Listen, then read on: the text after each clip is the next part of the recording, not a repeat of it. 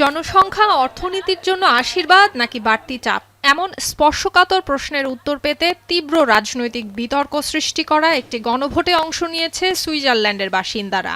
ব্রেক্সিটের সঙ্গে তুলনা করা এই প্রস্তাব ইতোমধ্যে নাকচ করে দিয়েছে ৫৫% সুইস।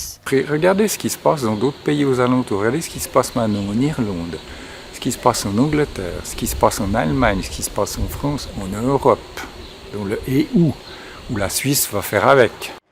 সুইস ডানপন্থী রাজনৈতিক দল সুইস পিপলস পার্টি সমর্থিত এই উদ্যোগে ২০৫০ সাল পর্যন্ত দেশের জনসংখ্যা ১ কোটি অতিক্রম না করার প্রস্তাব রাখা হয়।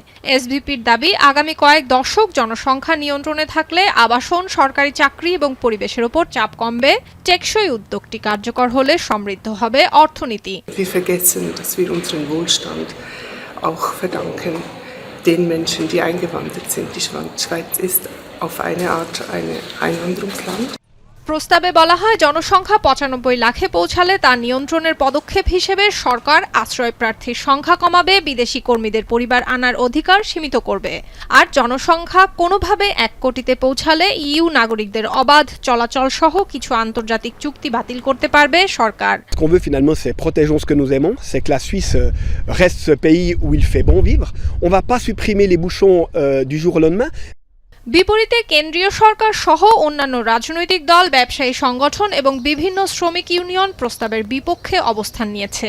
তাদের মতে, এটি কার্যকর হলে হাসপাতাল, হোটেল সহ বিভিন্ন খাতে মারাত্মক কর্মী সংকট দেখা দেবে। প্রধান বাণিজ্যিক অংশীদার ইউরোপীয় ইউনিয়নের সঙ্গে সুইজারল্যান্ডের সম্পর্ক ক্ষতিগ্রস্ত হবে। এতে বন্ধ হয়ে যেতে পারে সুইজারল্যান্ড ইইউ এর মধ্যে শ্রমের অবাধ যাতায়াত।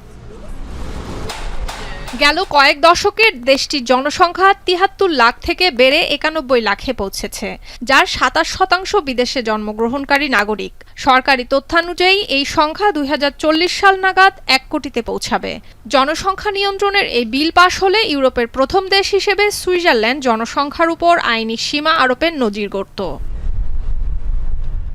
সুলতানা দিনা, এখন বিশ্ব।